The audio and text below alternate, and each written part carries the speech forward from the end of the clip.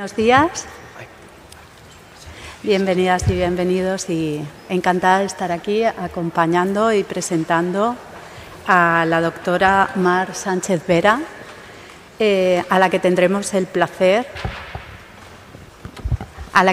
¿Ahora se escucha mejor? ¿Más o menos? Como decía, la doctora Mar Sánchez Vera, a la que tendremos el placer de escuchar durante la siguiente hora y media. Muy buenos días a todas las personas que estamos aquí en el Salón de Actos de Aulario 2 y también a quienes nos acompañáis en el servicio de retransmisión del Servicio de Informática de la Universidad. Voy a proceder a presentar a la doctora Sánchez Vera, aunque es conocida por muchos de quienes estamos aquí. Ella es doctora en Pedagogía y profesora titular del Departamento de Didáctica y Organización Escolar de la Facultad de Educación de la Universidad de Murcia. Allí imparte docencia tanto en grado como en diferentes másters relacionados con las tecnologías educativas. Es miembro del Grupo de Investigación en Tecnología Educativa de esa misma universidad, de la Universidad de Murcia, y preferentemente se destacan dos líneas de investigación en toda su larga trayectoria. Por un lado, los entornos virtuales de formación en línea y, por otro lado, también el uso pedagógico de la tecnología en el aula. Además, se centra en investigar el impacto social, cultural y educativo de las tecnologías digitales en la educación, con especial atención a la ciudadanía digital y la seguridad en la red. Ha colaborado como experta en el informe de Inteligencia Artificial y Educación del Congreso de los Diputados y ha participado en muchos proyectos, tiene numerosas publicaciones sobre todas estas temáticas. Su sólida trayectoria profesional incluye también estancias en universidades internacionales de prestigio y una sólida trayectoria también en lo que llamamos divulgación o transferencia del conocimiento, que la ha hecho merecedora del premio de la Universidad de Murcia a la transferencia de conocimiento. Bueno, como digo, es un placer escucharla. Sugiero que vayamos pensando esas preguntas y comentarios para el final, también a las personas que nos acompañáis por el video streaming.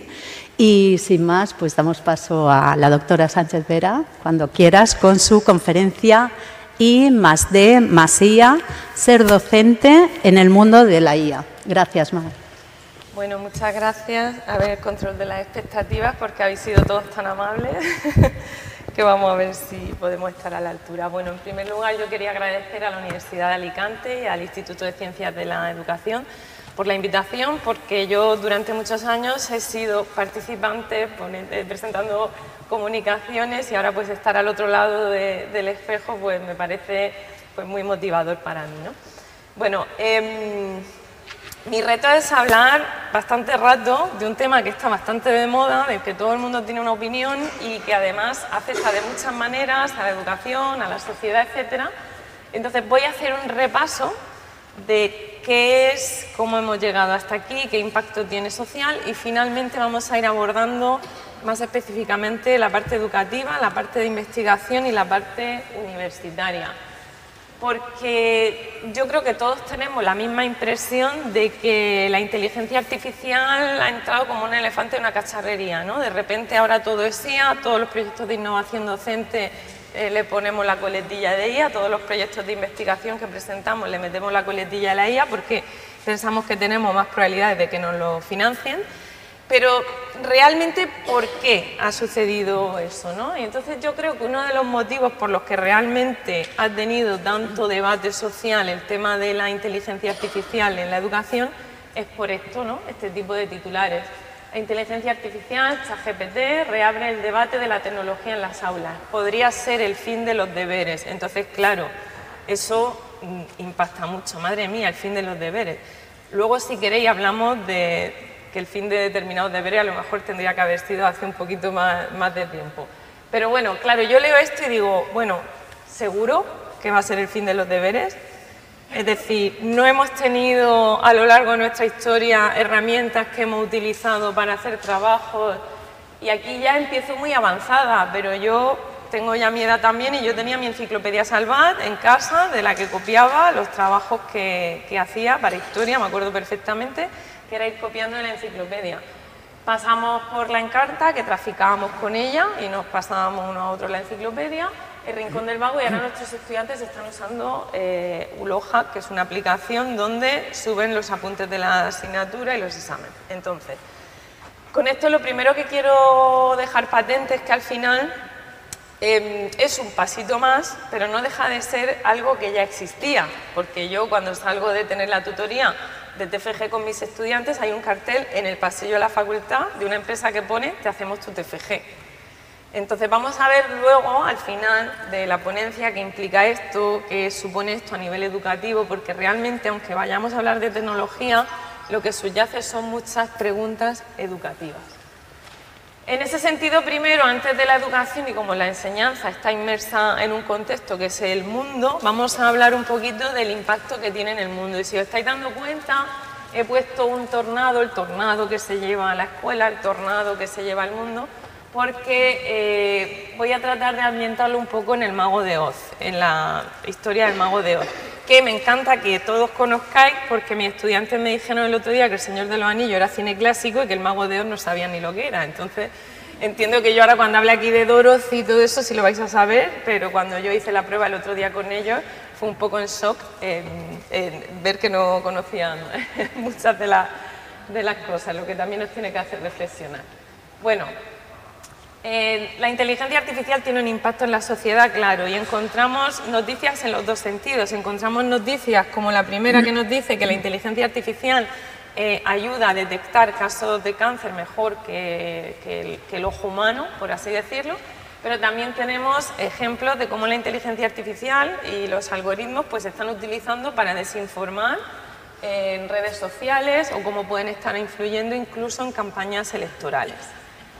Entonces, claro, cuando abordamos eso, en realidad lo que estamos viendo es una cuestión que es muy básica de siempre, que es que la tecnología no es neutra, ahora lo veremos, pero que hay una parte fundamental que es cómo la utilicemos los humanos. Para que veáis el potencial que tiene la inteligencia artificial, incluso en áreas en las que a priori diríais, bueno, aquí qué pinta, hay un investigador que se llama Álvaro Cuéllar, que es filólogo, que entrenó un modelo de inteligencia artificial con textos de Lope de Vega y luego le pasaron, hay un montón de textos de origen desconocido del siglo de oro en la Biblioteca Nacional, pasaron textos nuevos y la inteligencia artificial detectó que había mucha probabilidad que un texto que era de anónimo fuera de Lope de Vega. Luego, a nivel manual y tradicional, los filólogos confirmaron que efectivamente esto era así. Él tuvo que ir a entrenar el modelo a Canadá porque en el ordenador de Barcelona le daban para un año de lista de espera para poder trabajar. Pero para que veáis que no deja de ser interesante que la inteligencia artificial en realidad es un campo que puede aplicarse en todas las disciplinas y que puede utilizarse en la investigación. Impacta tanto en la sociedad que se han creado hasta teorías muy interesantes de cómo puede estar configurando el mundo, como esta teoría de la hipnocracia de Chiang-Wei Chun, que es un coreano que habla de que el poder ya no se ejerce mediante la represión, sino que nos manipulan la realidad y entonces nosotros tomamos decisiones equivocadas porque nos han planteado una realidad que no es real. Me parece una teoría súper interesante. De hecho, esta teoría fue planteada en Cannes en un evento de inteligencia artificial y medios como El País lo relacionaron con las elecciones de Estados Unidos y cómo esa distorsión de la realidad causa que votemos de forma distinta. Es interesante, ¿verdad? Algunos está haciendo así con la cabeza porque sabe a dónde voy. Es interesante hasta que descubrimos que ese filósofo no existe, que la persona que ha hecho ese libro no existe y que detrás hay un filósofo italiano que se llama Andrea Colamezzi que ha inventado a un filósofo coreano y él dice que esa teoría la ha elaborado junto con ChatGPT. Cuando el periódico italiano El Espresso lo detecta, él dice que era todo un plan de una prueba social, no un experimento social, no sabemos hasta qué punto eso será verdad o no. Pero fijaros cómo algo que había sido generado con inteligencia artificial y había creado una teoría filosófica que se estaba poniendo súper de moda, el país tuvo que retractarse de su propio artículo y al final pues a veces uno tiene la sensación de que está un poco en un capítulo, ¿no?, de Black Mirror, de una distopía, que dónde está la verdad, dónde está lo incierto, ¿no? Entonces, bueno, como nos ha llevado el tornado y nos hemos convertido en Dorothy, nos hemos puesto, bueno, los zapatos no los tenemos, eso ya será al final, pero nos vamos a ir por el camino de baldosas amarillas y lo que voy a tratar es de ir con cada personaje que nos vayamos encontrando a abordar uno de los aspectos de la inteligencia artificial. Porque lo que queremos es buscar al mago, ¿os acordáis, no? Queremos buscar al mago para que nos devuelva a casa, para que ejercite su magia. Entonces, ¿aquí qué estamos buscando? Pues yo tengo la sensación de que con la inteligencia artificial, y por eso tiene sentido lo del mago de Oz, que no está puesto por tontería, es que seguimos buscando la herramienta que nos vaya a resolver todos los problemas educativos. Seguimos buscando la herramienta mágica que nos corrija todo, el botón que nos diga si hay plagio, el botón que nos diga determinadas cuestiones, y luego veremos un poquito qué pasa al final. Entonces, lo primero que vamos a hacer es que cuando nos encontramos con el espantapájaros, sabéis que él iba buscando el cerebro, vamos a explicar muy brevemente un poquito qué es la IA, pero no voy a ir mucho más allá porque además yo soy pedagoga, no soy informática y no quiero que nadie se moleste. Entonces, al final, la inteligencia artificial es un campo de trabajo amplísimo de la rama de la informática. Lleva muchísimos años. La inteligencia artificial ya nos rodeaba, lo que pasa es que ahora parece que ha salido detrás del telón, pero ya nos rodeaba. La tenemos en los algoritmos de búsqueda de Google, la tenemos en los altavoces inteligentes, la tenemos en muchísimos sitios.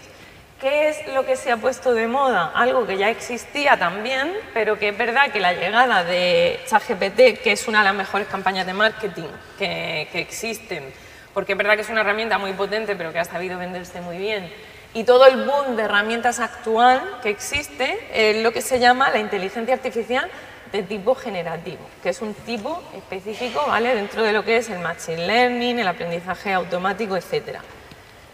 Y estas herramientas lo que son capaces es de generar contenido a partir de patrones que ha aprendido, ¿vale?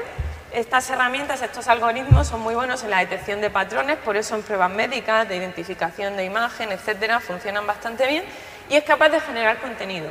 Y te genera contenido distinto, similar, pero expresado de distinta manera, que es uno de los motivos por los cuales es muy difícil detectar el plagio. Ahora hablaremos un poquito más de eso. Yo lo primero que le pedí a ChatGPT cuando salió era esto, que era haz un análisis del personaje de la Martirio de la casa de Narda Alba, y me sorprendió mucho.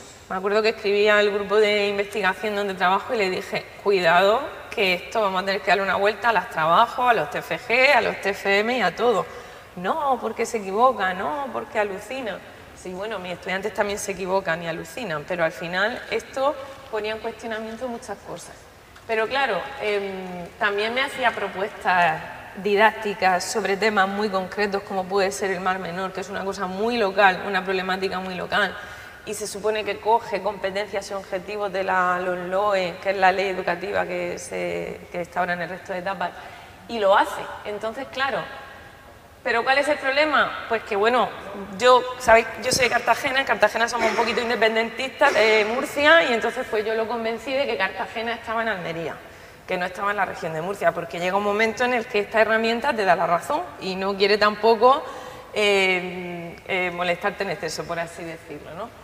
Porque la herramienta genera contenido de por sí, trabaja con tecnologías de procesamiento de lenguaje natural que lo que tratan es de acercar cómo hablamos los humanos a cómo habla la máquina, y a partir de ahí se establecen conversaciones, pero no dejan de ser algoritmos, no dejan de ser vectores, no dejan de ser números.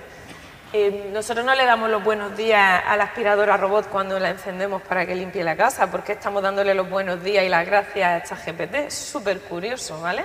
Cómo tratamos de humanizar nosotros como sociedad la propia tecnología.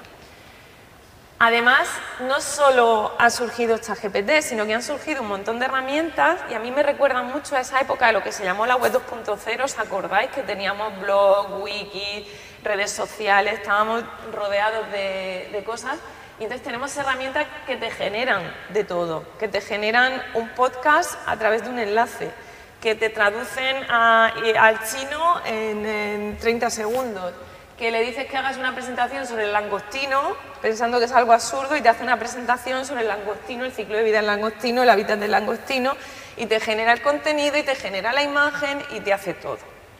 Entonces, claro, también me llama mucho la atención porque cuando yo trabajo en formación con docentes, vemos algunas herramientas y me dicen, uy, qué miedo nos da esta herramienta, porque los estudiantes pueden hacer los trabajos, pero cuando vemos las herramientas de investigación que hay, que facilita el trabajo a los docentes, esas ya nos dan miedo, porque esas nos podemos beneficiar nosotros, ¿no? Entonces, bueno, hay muchos debates que hay que plantear. Por ejemplo, esta es una herramienta que se llama Research Rabbit, que te permite buscar información sobre literatura científica y te establece redes. Gente que, ahí tú puedes ver quién cita a quién es un investigador relevante en un área. Es una herramienta bastante interesante que te permite buscar información de otra manera, utilizando la inteligencia artificial. Es decir, que aquí no estamos hablando solo de ChatGPT, estamos hablando de una tecnología que tiene posibilidades si la utilizamos adecuadamente. Entonces, claro, todo esto es muy bonito. El mago que vamos a buscar, pues parece que hace fuegos artificiales y cosas que son muy interesantes, pero esconde también muchas cosas que no estamos viendo y que creo que estamos siendo a veces un poquito impulsivos cuando nos adentramos a utilizar la IA. Entonces, bueno, se une el león a nuestra historia y el león, si os acordáis, en la película va a buscar el coraje, ¿vale? ¿Qué coraje? Pues para afrontar los dilemas éticos que no son pocos. Lo primero que tenemos que tener en cuenta es que estamos viviendo en un momento en el que los datos son el petróleo del siglo XXI. Ahora mismo hay una guerra por ver cómo entrenar, cómo conseguir más datos para entrenar estos modelos de inteligencia artificial. Claro, la siguiente pregunta que yo os hago es, ¿quién tiene datos? ¿Quién lleva décadas consiguiendo nuestros datos? Las grandes tecnológicas, cuando nosotros aceptamos términos y condiciones y usamos un servicio de forma gratuita, estamos cediendo parte de nuestros datos. Eso es bueno o es malo, ya lo valoraremos, ¿vale? Pero eso es una realidad. Entonces, ¿qué pasa? Que se ha dado un punto de inflexión muy importante hace una década, que es que la mayor parte de la investigación en IA estaba en manos de la academia, de lo que son pues, las universidades, las instituciones de investigación, etcétera, pero ahora está en manos de las grandes tecnológicas. El poder ahora mismo geopolítico que se articula en torno a las grandes tecnológicas es importante y no podemos obviarlo, solo tenemos que pensar en quién estaba sentado en la toma de posesión detrás de Donald Trump, ¿vale? Son muchas de las grandes corporaciones, que no es que sean entes malvados, pero su finalidad y su sentido es distinto a lo mejor a lo que es la academia y la investigación tradicional, por así decirlo. Claro, nosotros llevamos años cediendo datos consciente o inconscientemente y estos modelos también se entrenan con datos y hay un cuestionamiento incluso de si son usados éticamente, ¿no? De dónde coges esos datos, temas de propiedad intelectual, etcétera. Y claro, hay algo muy importante en este sentido y es que la calidad de los datos va a ser fundamental para el funcionamiento del modelo. Me voy a explicar. Si tú tienes que hacer una paella, anda que yo venirme aquí a hablar de paella, a la Comunidad Valenciana, tenía que haberme buscado otro ejemplo. Pero bueno, tú quieres hacer una paella y no es lo mismo si tú tienes arroz, marisco de calidad y comida de calidad, ingredientes de calidad, luego evidentemente el que tú seas más hábil o menos hábil, la receta sea buena o mala también influirá, pero es fundamental tener materia prima de calidad, ¿vale? Pero si tú lo que tienes es comida basura, el modelo de IA te va a hacer una paella, aunque sea con macarrones, pero te va a hacer una paella. Entonces es muy importante saber con qué datos son entrenados los modelos, porque si los datos son de calidad, lo que recibamos será de mayor calidad. Son modelos probabilísticos, no dejan de ser un espejo de lo que somos como sociedad. Si nuestra sociedad es machista y es racista, esos modelos nos van a devolver resultados machistas y racistas, ¿vale? Y de hecho ha habido un montón de experimentos y de experiencias donde se ha demostrado que efectivamente es así. ¿Qué sabemos sobre el entrenamiento de estos modelos? Pues mirad, de ChatGPT, que es de la empresa OpenAI, que se llamaba Open porque la filosofía era desarrollar inteligencia artificial abierta hasta que decidieron que iban a dejar de ser Open. Sabemos hasta GPT-3, el modelo que se hizo famoso hace 2 años fue el GPT 3.5, ¿vale? Pero hasta el GPT-3 sí que se sabía más o menos con qué datos están entrenados. Entonces, pues tenemos cosas como, por ejemplo, toda la Wikipedia, libros, artículos, noticias de prensa, distintos medios de comunicación, conversaciones de Twitter, ¿vale? Lo digo por la fiabilidad de las conversaciones de Twitter. Y luego una cosa que es pues más de la mitad del entrenamiento, que se llama Common Crawl. Y cuando se ha investigado qué hay detrás del Common Crawl, el Common Crawl es un rastreador que va pues recogiendo información que hay en Internet y se utiliza muchísimo para entrenar muchos modelos. Pues detrás del Common Crawl hay contenido violento y se encontró que estaba sobre representada la población que son usuarios ávidos de Internet, hombres blancos de países desarrollados. Es decir, cuando estamos trabajando con un modelo, y ahora lo veremos cuando hable, no es lo mismo trabajar, por ejemplo, con un modelo chino que con un modelo estadounidense. Ambos tienen sus... A veces tengo la sensación, no sé si Guatemala o Guatepeor, pero ambos tienen sus sesgos, su manera de entender el mundo y se refleja en esas herramientas, ¿vale? De hecho, no es neutra la tecnología, tenemos que acabar con la visión de que la tecnología es neutra. La tecnología refleja la visión del mundo de los creadores. Y una de las iniciativas que trata de promover, por ejemplo, el sentido de que las mujeres, por ejemplo, participemos en carreras técnicas y en el desarrollo de algoritmos, es para que la tecnología sea inclusiva y tenga en cuenta distintas visiones que no se tienen. Entonces, como os decía, el Common Crawl tiene contenido violento, sexualmente explícito, incluso después de aplicarle filtros, es decir, al final ahí hay un montón de información, alguna que es fiable y otra que es disparatada, y toda esa información se ha utilizado para entrenar estos modelos de inteligencia artificial. Claro, además de esto, algunas de estas tecnológicas están desarrollando un modelo de negocio que no deja de evidenciar que no es tan distinto de otros modelos de negocio como puede ser la industria textil, donde subcontratas países en vías de desarrollo donde se les paga poquísimo, ¿vale? ¿Y qué se hace? En este caso, pues se está subcontratando a países, sobre todo era en Kenia, a personas a las que se le pagan menos de $2 la hora para la fase final de un modelo, ¿vale? En un modelo tú etiquetas los datos, le provees de datos, se produce el entrenamiento, luego hay una fase humana, ¿no?, de ajuste del modelo y de filtrado. Esa fase humana se está subcontratando para preservar la salud mental de Occidente. Hay gente pasando muchas horas al día filtrando contenido de la inteligencia artificial en estos países. Entonces no es tan distinto, como os digo, a otros modelos que tristemente nos hacen ver que el mundo pues a veces funciona regular. Y esto además se produce en un momento en el que no podemos obviar que la inteligencia artificial es algo geopolítico. Es decir, cuando sale el modelo chino, DeepSeek, que además es muy curioso porque yo recomiendo preguntarle qué pasó en la plaza de Tiananmen y te dice que de eso mejor no habla, que está para ayudarte en otras cosas. Cuando sale el modelo chino, OpenAI se hunde en bolsa. Es decir, aquí también hay una guerra, hay un conflicto de intereses que son económicos, que son ideológicos, y hay una especie de guerra fría entre Estados Unidos y China por el control de la IA, por el desarrollo de la IA más potente, y eso también tiene sus consecuencias, ¿no?, sociales, ambientales, etcétera. Y claro, y diréis, bueno, ¿y Europa dónde está? Pues Europa está en medio diciendo, nosotros vamos a hacer la ley ética.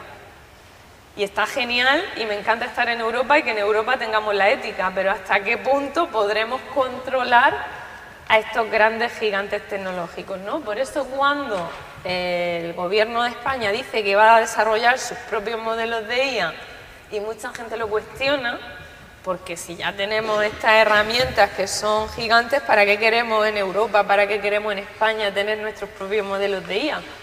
Es fundamental, porque si vamos a experimentar como se va a hacer en medicina y en Hacienda, yo quiero que tenga el control mi país, no quiero que tenga el control otras potencias, ¿no? Y además se van a tratar de entrenar con textos en castellano y textos en idiomas cooficiales. Eso es importante. Si estamos diciendo que las IAs son un reflejo cultural y probabilístico del mundo y son un espejo, pues también tenemos que tener nosotros nuestra aportación y nuestra manera de ver el mundo. Y el lenguaje es una expresión cultural que también refleja una manera de ver el mundo. Entonces tenemos que estar ahí. Europa tiene que ser fuerte entrenando sus modelos, creando datos bien etiquetados, abiertos, éticos, etcétera, y que cuando se desarrolle infraestructura de inteligencia artificial pues tengamos autonomía y no dependamos de estas grandes empresas y que además pues respetemos la ley de inteligencia artificial, que luego os comentaré un poquito lo que dice. Y bueno, el mundo de los sesgos, a mí esto me resulta muy divertido. Cada vez que preparo una presentación me pongo a buscar sesgos nuevos. Es verdad que a mí me lo ponen más difícil porque luego a nivel manipulativo ellos meten cosas para tratar de solventar esos sesgos, pero en el texto están y no se ven tan claramente, pero cuando tú ves los embeddings y ves cómo se ha construido con procesamiento de lenguaje natural los modelos, ves por ejemplo que hombre y ciencia son palabras que están más cerca que mujer y ciencia.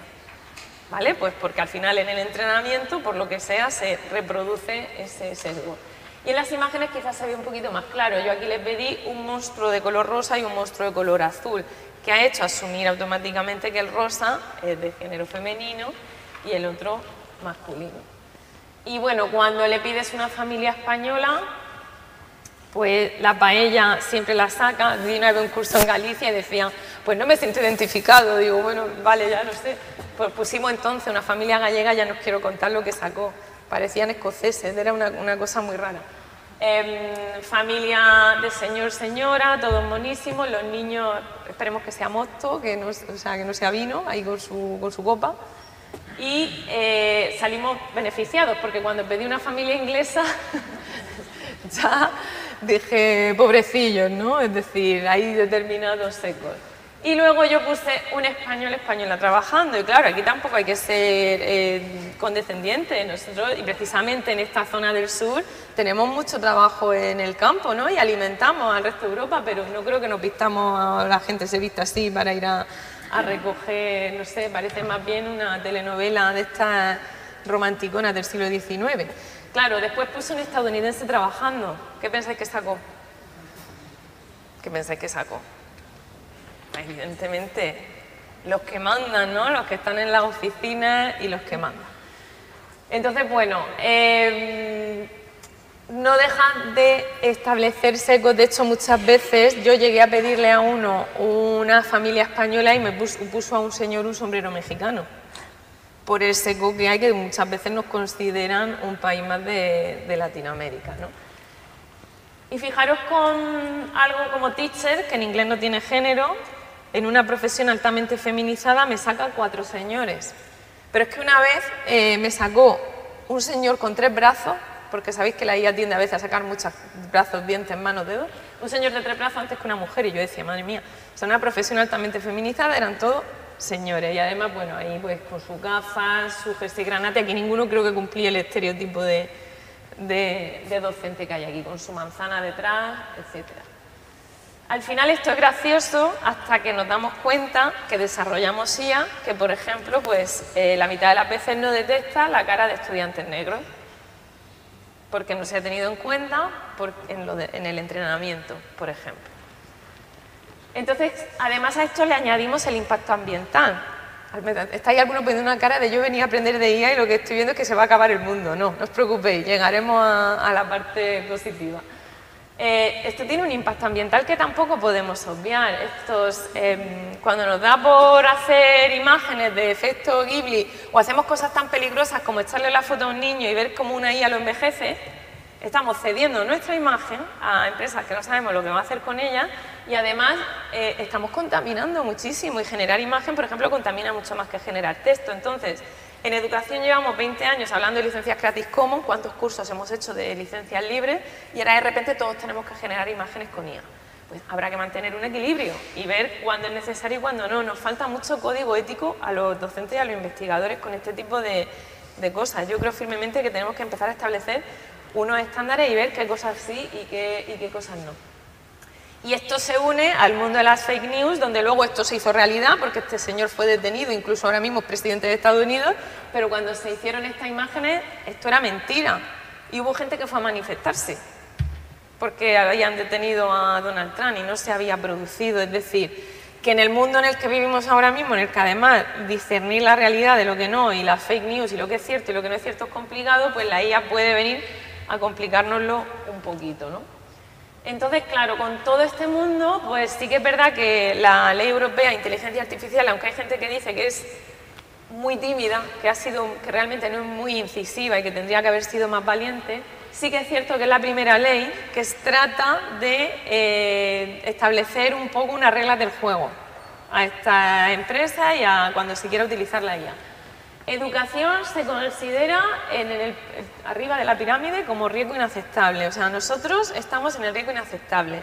Entonces, por ejemplo, la Unión Europea dice que no vamos a poder utilizar sistemas de IA en evaluaciones que condicionen el futuro de los estudiantes.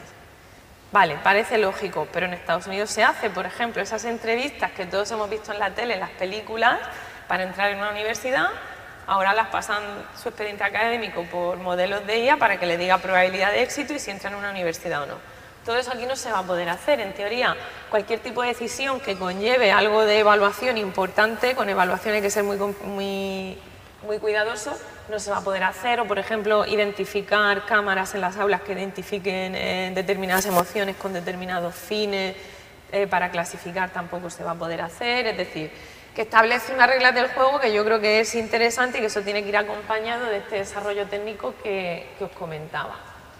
Y entonces, bueno, ahora vamos realmente a lo que estamos aquí. Después de todo este mundo de Black Mirror un poquito que da miedo, vamos a ver realmente qué podemos hacer desde la educación y cómo nos afecta la llegada de la IA a la educación. En este sentido, creo que es importante que entendamos que la IA en la educación ya estaba también. Quizás no estaba tan extendida como en otros países como Estados Unidos, pero sí que existían plataformas, sobre todo, que personalizaban. Ahora veremos qué significa eso de personalizar. Que se supone que en función de las necesidades del estudiante hay una aplicación que va individualizando el contenido que tú tienes que ver, de tal modo que te va dando como un poco lo que tú necesitas. ¿Vale? Todo esto es lo que se había hecho hasta ahora. Calificaciones automáticas, feedback automático, enseñanza de contenidos, sistemas de recomendación, ¿vale? Un poco pues como cuando entramos en Spotify nos recomienda contenido similar, pues todo ese tipo de personalización también se había aplicado en la educación. Pero claro, no quiero sacar mucho mi vena de pedagoga porque no quiero echaros de aquí a los que no seáis de educación y ciencias sociales, pero creo que sí que hay algo que tenemos que hablar. Y es que cuando hablemos de aprendizaje y personalización, y cuando a mí me preguntan si un docente va a ser sustituido por una IA, yo le digo, depende qué tipo de docente eres, qué es para ti aprender, ¿vale?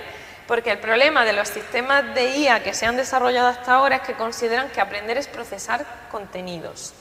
Es decir, es un enfoque de lo que en su momento fue la psicología cognitiva. El cerebro es algo que tenemos aquí y entonces procesa contenido que luego dice en un examen. Bajo esa perspectiva no es que te sustituyera una IA, es que te sustituía un vídeo, ¿vale? En los 90. De hecho, algunos profesores en el instituto, yo me acuerdo que no venían a clase y ponían un vídeo y se iban. Y yo decía, vale, o sea, tú asumes que tu trabajo puede ser sustituido por un vídeo.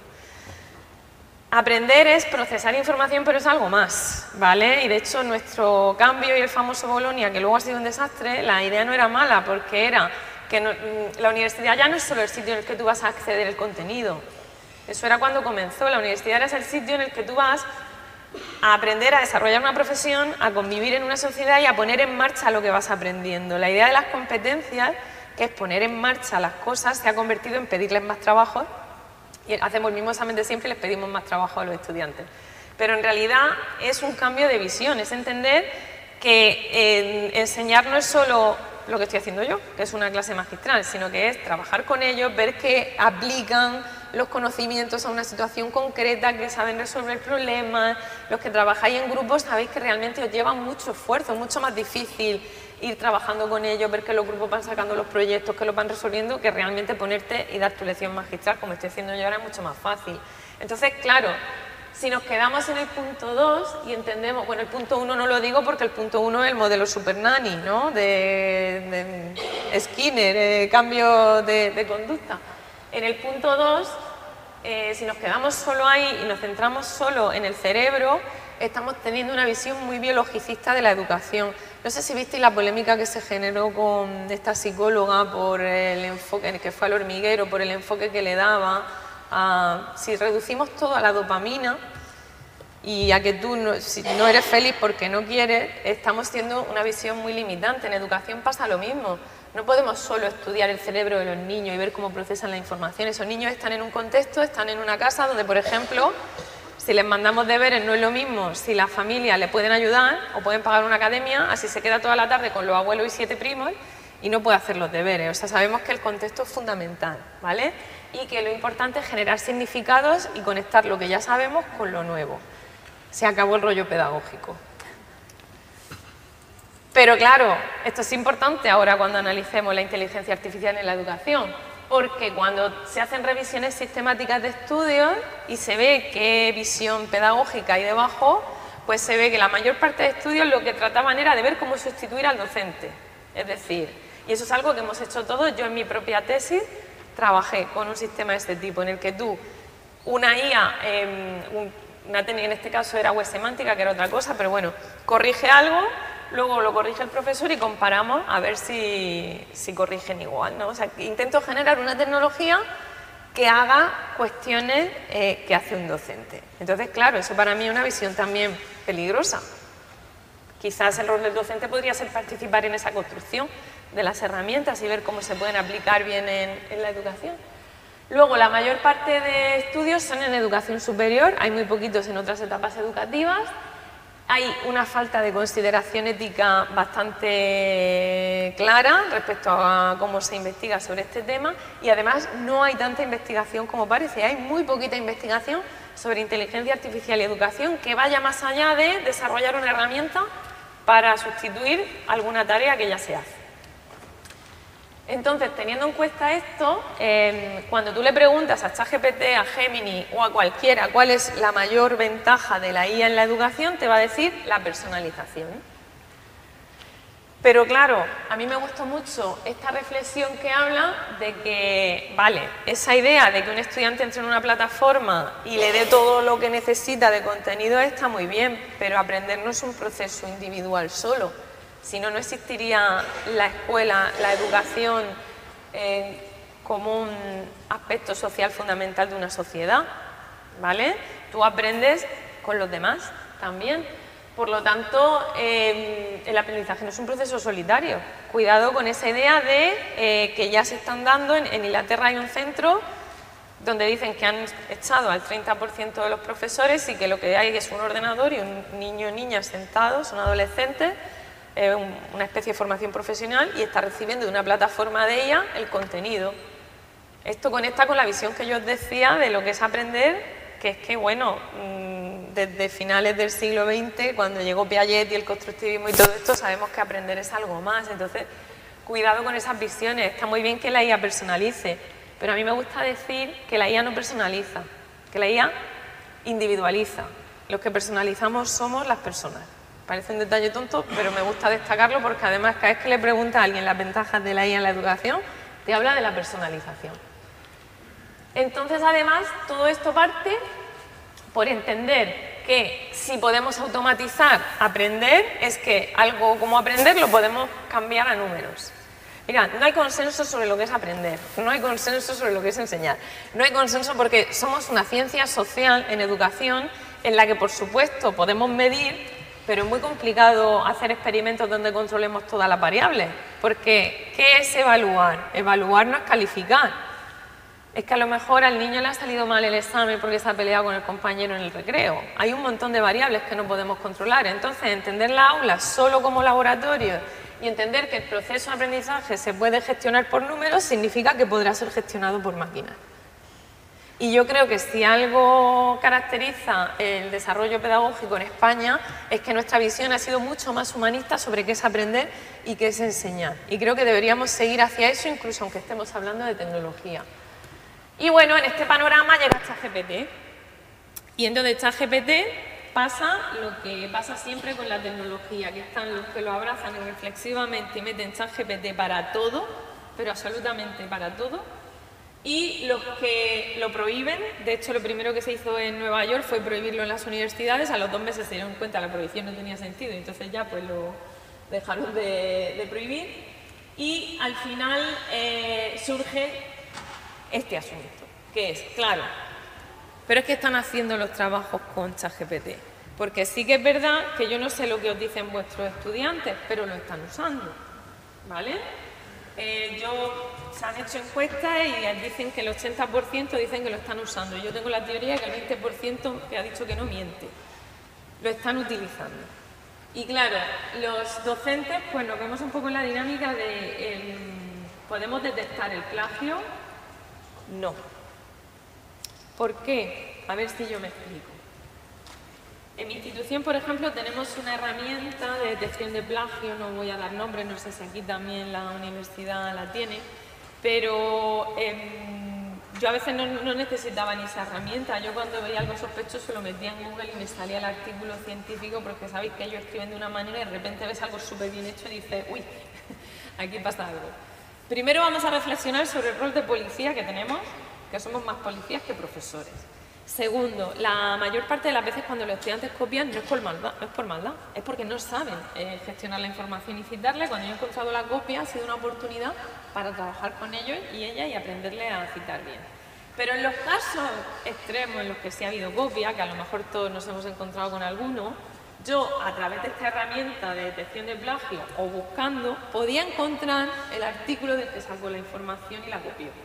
Yo podía decirle, mira, tu TFM y el artículo de 10 páginas que están copiadas, las 10 páginas literales en tu trabajo. Se acabó el debate. Ahora es muy difícil llegar a la conversación que tuvo esa persona con la IA, con el ChatGPT, que entró con su usuario, con su clave, que tampoco sabemos cómo lo ha usado, porque a lo mejor ella le pasó la información y le dijo, ayúdame a redactarla de otra manera, o es decir, que se use tampoco tiene por qué estar mal del todo. Pero el problema además es que los detectores de plagio que existen ahora mismo, que hay algunos, detectamos el plagio de la IA. Son IA que entrenan con trabajos con plagio y trabajos sin plagio para que detecte patrones de escritura, expresiones, palabras. Entonces, ¿qué te ofrece? Una probabilidad. Es el cuento del coyote del correcaminos, ¿quién va a ir más rápido? ¿La IA o la IA que trata de detectar a la IA? Además de luego todos los trucos que ellos tienen de parafraseo, de redactar de otra manera. Como casos que yo he encontrado donde sí que se ve muy claramente la IA, pues que se inventan las referencias y no las han contrastado. Entonces, en algún caso así sí que le dices tú, oye, estas referencias están inventadas, pero aún así, si el estudiante dice que no, tenemos problemas para nosotros luego. Hay que ser cuidadosos de cara a la hora de acusar, por así decirlo. Entonces, ¿qué pasa? Que seguimos buscando un botón que nos resuelva un problema que a lo mejor es del tipo de tareas que le estamos planteando y de cómo tenemos configurados determinados trabajos en las universidades, ¿vale? Pero claro, no solo el trabajo de los estudiantes, es que esta visión que tenemos condescendiente con ellos, yo soy la primera que luego se queja de que mal me vienen de secundaria, los de secundaria se quejan de primaria, los de primaria de infantil de las madres, que somos las que tenemos la culpa de todo. Pero hay herramientas como Jenny, que también hablaremos de que todos los asistentes tengan nombres de mujer. Alexa, Jenny, son todas chicas. Pero Jenny te hace artículos científicos en 5 minutos. Te pone la referencia. APA, te hace todo. Es verdad que es de pago, pero es una herramienta que lo hace con mayor o menor acierto, inventándose la paella con macarrones, porque siempre tendremos que ser expertos en el contenido que estamos dando, pero se lo inventan. Esto es lo que os digo, que cuando estoy dando la formación me resulta muy curioso, porque cuando estamos viendo otra herramienta es como, madre mía, y cuando digo esta está todo el mundo contentísimo. Digo, esta nos parece madre mía. A mí sí me parece madre mía, porque si revisáis artículos de revistas científicas están llegando ya cosas raras y sospechosas, vamos a reconocerlo. Yo digo que hay un mundo paralelo en el que hay estudiantes usando ChatGPT, profesores corrigiendo con ChatGPT y entonces el ChatGPT trabaja consigo mismo y los humanos somos los intermediarios. Y aquí todo sigue como si no pasara nada. Entonces, cuidado, porque realmente no pone solo en cuestionamiento los trabajos de los estudiantes, sino el propio modelo investigador que hemos desarrollado en las universidades. Aquí pues ha escrito un artículo sobre la historia medieval de España y, como veis, pues saca las referencias, las citas y todo. Y en un momento además en el que acreditarnos y este paradigma que tenemos de cantidad y cantidad, pues imaginad también a lo que incita este tipo de cosas. Y claro, eso dice mucho del sistema. Y es que tenemos el sistema construido con palillos. Porque hay transformaciones que tendríamos que haber abordado hace tiempo. En realidad, ChatGPT lo que nos pone un poco en evidencia que hay cosas que no tenía sentido que pidiéramos antes y que ahora ya es que no las podemos seguir pidiendo. Y que requiere unos cambios estructurales si queremos las universidades realmente ser pioneras en este aspecto. Ahora al final os comentaré algo que se están haciendo en otros lugares, por si ayuda. Y bueno, vamos a llegar a ver al mago, ¿no? Al mago de la IA. Vamos a ver si nos resuelve un poquito el problema. Y claro, ¿qué pasa en la película? ¿Qué pasa el mago? Que realmente que no es por lo que parece, ¿no? Tiene una serie de artilugios, de maquinaria. Ya hemos visto que la IA tampoco es tan bonita como parece, que no vamos a tener en un mago, no va a haber un botón que nos vaya a resolver todos los problemas que tenemos educativos y de investigación. Y entonces vamos a ver un poquito algo más que es tecnología educativa, que es de cómo hemos integrado la tecnología en el aula y qué implica la inteligencia artificial.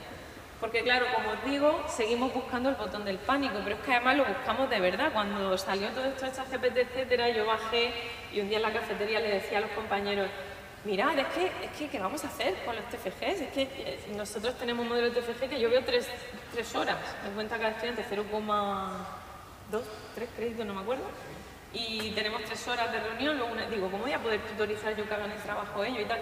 Y me acuerdo que había un compañero que dijo, bueno, hay un botón. Y yo decía, ¿qué botón? Y es que la herramienta que usamos puso un botón de detección de IA, pero no funcionaba. Pero le tenía fe al botón, en plan, el botón funcionará y me resolverá el problema. Y yo le decía, pero ¿no te das cuenta que el problema es cómo tenemos planteado, quizás, el modelo de trabajo de fin de grado? Entonces son cuestiones muy, muy complejas. Claro, ¿por qué? Porque hemos tendido a pensar que por meter un recurso en el aula eso era una mejora, y muchos proyectos de innovación eran básicamente meter una tecnología pero para hacer lo mismo que hacíamos antes. Y esta diapositiva la pongo muchísimo, pero es que me parece muy representativa. Años 70 os voy a dictar mis apuntes, años 90 voy a daros fotocopias de mis apuntes, 2010 os voy a poner un PowerPoint de mis apuntes, 2019 voy a compartir, pues en vez de Drive, sustituirlo por el campus virtual de la Universidad de Alicante. ¿Cuántos hemos hecho esto y hemos dicho, estoy desarrollando la competencia digital de mis estudiantes? Y tú dices, pues mira, no, esto es un ejemplo de innovación tecnológica, pero que no conlleva una innovación educativa. Y claro, ¿cómo hemos digitalizado? Y esto es una imagen real que también suelo poner mucho, pero es que me parece muy representativa, que compartió el profesor Jordi Adel hace unos años en su blog, de un programa de digitalización de mi propia comunidad autónoma, pero que no es porque sea mi comunidad autónoma, es que esto ha pasado en todas las comunidades autónomas, en todas las universidades, independientemente del color político. Y era que digitalizar era meter un portátil por pupitre. Es muy representativo que cambie todo el contexto, es decir, tú vas a un quirófano hoy en día, muy distinto a un quirófano de hace 2 siglos, vas a una fábrica distinta, pero un aula es similar, mantenemos hasta las tarimas, ¿no? Entonces, innovar era mantener eso, pero ponemos un portátil para hacer lo mismo que hacíamos cuando no lo teníamos, ¿no? Y claro, luego hay innovaciones como el aula del futuro, no sé si os suena, que está muy de moda, es un proyecto viene de un proyecto europeo que estudió cómo el espacio influye en cómo aprendemos, que está muy relacionado con algo que es fantástico, que son las aulas de educación infantil. Si tenéis niños y niñas en esa etapa, la organización del espacio y el trabajo por rincones de trabajo es una estrategia metodológica que es muy interesante, y las aulas del futuro son una versión desarrollada de eso, ¿vale? Lo que tenemos que hacer es aprender de las maestras de infantil, que son las que más saben, ¿vale?, sobre educación. Entonces, en las aulas del futuro, tú tienes distintos rincones de trabajo con tecnología y la idea es que los estudiantes ahí resuelvan proyectos. Tienen que pasar por investigar, tienen que pasar por explorar, por presentar, etc. ¿Sabéis cuál es el mayor problema en las aulas del futuro? No son tecnológicos, son didácticos, porque el docente de primaria que lleva 20 años trabajando con 25 niños así, sentados, lo que le preocupa es cómo va a gestionar que los niños estén trabajando en grupos, cada uno a su manera. Son problemas didácticos, no son problemas tecnológicos. Es muy curioso descubrir que una vez que disponemos del recurso, en muchos centros no se está utilizando porque... pero yo no quiero culpabilizar a los profesores, porque los profesores pues al final tienen lo que tienen, pero claro, tienes un libro de texto muy goloso que te está diciendo cómo dar tu clase, es mucho más difícil ver cómo construir un proyecto en torno a eso. Necesito apoyo, necesito tiempo que no tengo para cambiar esto, porque esto es una cuestión metodológica que lleva tiempo. Mágicamente yo no me voy a convertir mañana en una persona que va a saber desenvolverse ahí, necesito ayuda y no la estamos dando. Asumimos que con poner la tecnología se soluciona el problema y ahora la estamos quitando. Ahora estamos en sabéis que socialmente hace 10 años la tecnología era buena, ahora es mala, entonces ahora lo mismo. La pusimos para solucionar los problemas y como no nos lo ha solucionado, la vamos a quitar. Nunca nos hemos preguntado cómo se estaba usando, que era un poquito la clave. Y entonces, bueno, yo no puedo dejar de poner a mi Djokovic de cabecera, porque es que estoy harta de ver que digitalizar se ha considerado que era obligar a las familias a comprar un portátil para meter un libro de texto dentro, que en muchas comunidades autónomas se tenía gratuitamente con el banco de libros y al ser digital ahora encima tengo que pagar la licencia digital y tengo a los niños memorizando de un portátil y en todo caso haciendo una pequeña búsqueda de información por ser un poquito más creativo. Yo siempre digo que hacer esto es como tener una Thermomix y usarla solo para rallar pan, es decir, si tenemos un portátil es para hacer otro tipo de proyectos, para enseñarles a programar, para buscar información y que además no es una cosa o la otra. Estoy hasta las narices de ver estudios de escribir a mano, escribir a ordenador, las dos cosas. Es que no se deja de hacer una cosa porque se haga la otra, es que tiene que convivir todo en el aula, es lo que defendemos en tecnología educativa desde hace 50 años, multiplicidad de medios y de recursos, pero como no nos hacen caso, pues así vamos. Entonces, se ha hecho con buena fe porque había partidas económicas muy grandes, después de la pandemia nos dimos cuenta de la brecha, hemos metido la tecnología sin ayuda, sin acompañamiento, sin toda la reflexión didáctica que hay detrás y ahora pues estamos diciendo que hay que quitarla. Cuando les preguntamos a los estudiantes con qué frecuencia usan ChatGPT y para qué, pues nos encontramos con algo que a mí me parece peligroso, que es que se está sustituyendo el uso de un buscador como Google, que Google también tiene IA, y de hecho no sé si habéis visto que ahora cuando tú buscas algo te sale una generación de una respuesta hecha con IA. Pero yo me refiero que en un buscador tradicional tú puedes ver si algo viene de un medio de comunicación, de un artículo científico o viene de blog Manuel Conspiranoico, ¿vale? Puedes ver de dónde viene y tomar tus decisiones. En la mayor parte de herramientas de IA no puedes saber de dónde está generando la información. Sí que hay herramientas que se trabajan a nivel científico que te dicen que están saliendo la información de artículos, pero siempre se la puede inventar, ¿no? Lo que se llama, no es que se la invente, pero para que no lo entendamos, ¿no? Lo que se llama las alucinaciones. Entonces, fijaros el sector generacional que hay de cómo docentes y padres estamos yendo, o por lo menos eso decimos, que también puede ser que estemos engañando, libros o revistas y los estudiantes están utilizando básicamente ChatGPT. Claro, el problema de ChatGPT es que hay que ser experto en el contenido al que le estás preguntando. Y si no eres experto en el contenido sobre el que le estás preguntando, tienes que tener las herramientas para luego poder contrastar que lo que te está diciendo es cierto. Y nuestros estudiantes no suelen ser expertos en el contenido y nosotros tampoco les damos a veces las herramientas y entonces pues están utilizándolo bastante mal. Y además está sucediendo algo que pasa con la tecnología siempre también. Con este pensamiento mágico de que la tecnología va a ayudar al mundo entero y vamos a ser súper felices, a mí me recuerda mucho a los MOOCs. ¿Os acordáis de la época de los MOOCs? Todos haciendo cursos de MOOCs, etcétera, y los MOOCs eran la democratización del conocimiento. Pues cuando se hacían estudios te encontrabas que los MOOCs lo hacía gente con estudios superiores. La democratización del conocimiento era mentira. Aquí pasa un poco lo mismo. Pensamos que la IA va a democratizar la ayuda Y realmente lo que se está encontrando es que está aumentando la brecha que ya tenemos en las aulas entre los estudiantes que saben y los que no saben. Es decir, los estudiantes que ya tienen un pensamiento creativo y divergente y utilizan la tecnología como un apoyo, esa idea del copiloto, ¿no?, que te hace ser más productivo, están teniendo mejores resultados. Los estudiantes que ya de por sí no tenían muchas ganas de trabajar, pues delegan la toma de decisiones en ChatGPT y copian más, tienden a hacer un peor uso, por lo tanto estamos aumentando la brecha con la que ya vienen al aula, de los que a lo mejor pues ya dominan o tienen una serie de habilidades y los que no, ¿vale? Estudios que se han hecho en torno a cómo, porque esto también se escucha, ¿no? Si ahora todo lo hacemos con ChatGPT, voy a dejar de saber escribir, voy a dejar de saber leer, ¿no? Pues bueno, sí que en contextos universitarios usar ChatGPT mejoró el rendimiento académico, pero claro, que mejore el rendimiento académico no significa que mejore el aprendizaje. Significa que los trabajos que a nosotros nos llegan, pues seguramente tienen mayor calidad, ¿no? Tuvo un impacto positivo en la motivación, pero sí que los estudiantes decían que sentían que se le había reducido el esfuerzo mental. Y se identificó algo muy interesante aquí, que era que cuando los estudiantes decían que ellos controlaban la toma de decisiones, es decir, yo sé lo que quiero, yo tengo que hacer un trabajo y yo te digo, yo sé el objetivo que quiero y el ChatGPT es un apoyo para que me ayude a redactar, para que me dé un título, ¿vale? El aprendizaje era bastante interesante, ellos sentían que habían aprendido, pero los estudiantes que delegaban la toma de decisiones en la herramienta, hazme los objetivos y yo los copio, sin trabajar con ellos, pues era cuando sobre todo decían que sentían que no habían tenido que pensar en el trabajo.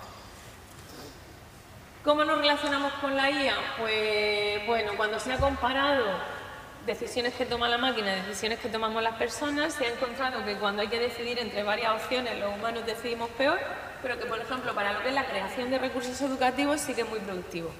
Para apoyarte en estas herramientas, para crear recursos, para crear pues, distintas cuestiones. Y bueno, por no enrollarme mucho más y que haya tiempo de debate, porque 1 hora y media es mucho tiempo, sí que voy a terminar con unas pequeñas reflexiones, y es que estamos en una distopía. Estamos hablando de que yo tengo la sensación de que hemos seguido como la rueda del hámster. Es decir, ChatGPT salió hace ya 2 años, han ido saliendo un montón de herramientas, aquí seguimos todo igual. El profesor que ha visto un poquito de riesgo le ha intentado dar una vuelta a algo que le pedía en su asignatura, o lo ha metido, o ha hecho algo, pero esto requiere un cambio estructural grande y no pasa por prohibir la tecnología, que está pasando en todas las etapas. No pasa por prohibir la tecnología, porque les prohibimos utilizar los móviles y luego salen y van a escanearse el iris al centro comercial. Esto fue en la Nueva Condomina, pusieron unas máquinas de escaneo de iris, esto es para entrenar inteligencias artificiales. De hecho, el que estaba detrás de esto era Sam Altman, que es el mismo de OpenAI, una empresa que se llamaba WorldCoin, y hasta que se prohibió, pues no sé si estuvo en España 2 meses dando vueltas, recopilando iris, por 70 € en criptomonedas que le daba a la gente joven. Claro, aquí hay otro debate interesante, porque yo encontré un estudiante que había escaneado el iris y cuando le eché la bronca del siglo, estuvimos debatiendo sobre el sentido de la propiedad y de la cesión de datos, porque decía, si es que, profesora, nuestra generación está expuesta por nuestras propias familias desde que somos pequeños. El sentido de la privacidad que tú me estás comentando no es el mismo que el de nuestra generación, y eso me hizo pensar que lo de siempre, que los criticamos a ellos, pero que lo que tenemos es que replantearnos lo que hemos hecho nosotros. Pero aquí falla algo, aquí está fallando algo, y lo que falla básicamente es la educación. ¿Qué podemos hacer? 2 cosas que son fundamentales. Primero, pensamiento computacional. En todas las formaciones que estamos dando estamos intentando utilizar esta herramienta que se llama LearningML, que la ha creado Juan David Rodríguez, que es un profesor del INTEF, del Instituto Nacional de Tecnología Educativa, que esto se utiliza con niños y niñas y trata de hacerles entender cómo funciona la IA. Y ahora mismo en un curso de formación que tenemos en el G9 los tenemos a todos planteando cómo hacer una propuesta didáctica en la que se trabaje con esta herramienta para tratar de hacer entender a los estudiantes universitarios cómo funciona la IA. Porque lo que sí sabemos es que cuando tú entiendes cómo funcionan los algoritmos y sabes cómo funcionan estos modelos, los sesgos que tienen, los problemas que tienen, luego cuando tú usas otras herramientas como ChatGPT, tomas mejores decisiones, porque sabes cómo funciona lo que hay dentro. Nuestro problema en relación con la tecnología ha sido que hemos sido consumidores de la herramienta, pero no entendemos cómo funciona. Por eso tiene tanto poder sobre nosotros y por eso los algoritmos condicionan nuestra toma de decisiones. Tenemos que... No es que tengamos que ser todos informáticos, pero es que esto es una alfabetización básica. Igual que nos enseñan a leer y escribir, deberían enseñarnos esto. Esto se ha incorporado en el resto de etapas educativas, con lo que se ha llamado el pensamiento computacional. La universidad todavía no, pero hay algunas experiencias en universidades inglesas que están planteando una especie de módulo cero en las facultades de alfabetización básica, en cómo funcionan los algoritmos, en cómo gestionar información académica con inteligencia artificial, cómo utilizar esto, ¿vale? Y creo que es algo que deberíamos replantearnos seriamente. Y luego la competencia digital, que la competencia digital no es hacer Kahoot con ellos ni que ellos hagan PowerPoint. La competencia digital es entender cómo vivir en un mundo en el que la tecnología nos rodea, ¿vale? Cosas que podemos hacer así nosotros, pues primero cambiar el enfoque de la evaluación. Hay compañeros que a mí no me preocupa porque yo pues voy a volver al lápiz y al papel y el 100% de la nota mía va a ser un examen. Bueno, señor, porque usted está incumpliendo la ley, porque estamos en un marco en el que se supone que hay que trabajar procesos y no productos. Entonces me parece muy bien que tú tengas un examen final, yo lo tengo, pero hay que hacer otro tipo de cosas. Y eso a veces pasa por volver a hacer en el aula cosas que les pedimos fuera. Y cuando tú haces con ellos cosas en el aula, ellos aprenden de ti y aprenden de otros compañeros. Es que no tengo tiempo a dar todo el temario, pues es que a lo mejor hay temas que no te va a dar tiempo a dar, pero vas a poder trabajar de otra manera con ellos y con ellas en el aula.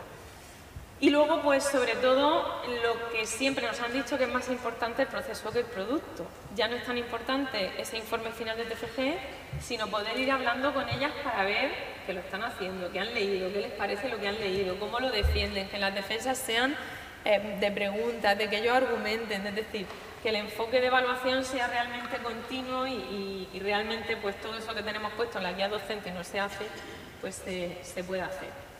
Y claro, como consejo final de cara a las tareas que hacéis, yo os pediría mucho cuidado con lo que son tareas de evaluación.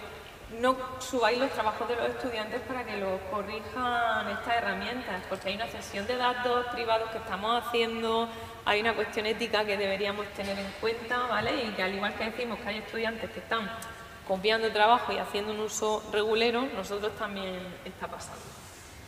Y luego, pues cambios institucionales. Es decir, y aquí viene la queja, y como no soy de esta universidad, pues mi vicerrector no se lo toma como personal. Los míos que tampoco se lo tomen como personal. Vamos más para arriba, a la crue, venga, así. Tenemos que cambiar estructuralmente cómo tenemos configurados los planes de estudio. Fijaros que solo la IA va a impactar en las profesiones de nuestros futuros egresados muchísimo. O sea, en todo, en Derecho, en Informática. El decano de la Facultad de Informática de mi universidad dijo que, por ejemplo, todo lo que se les enseña a los estudiantes en primero, o sea, llega un momento que estas herramientas no lo hemos hablado, pero programan y hacen cosas bastante bien. Entonces, reflexiones sobre las titulaciones, pero también sobre cómo tenemos configurado la propia universidad, cómo los vamos a formar en esa alfabetización básica, cuánto nos va a contar el TFG, porque claro, yo es que soy de Ciencias Sociales, yo tengo 78 estudiantes en clase, entonces los procesos se hacen muy complicados de evaluar cuando tienes 78 estudiantes en clase, ¿no? Hay una serie de demandas que al final está inherente al propio sistema. Yo creo que es una oportunidad para las universidades de reflexionar y ver cómo podemos generar modelos creativos, formativos. Hay por ahí experiencias de comunidades de aprendizaje que me han estado contando y tal, que yo creo que son muy interesantes y que pueden incidir un poquito en todo esto.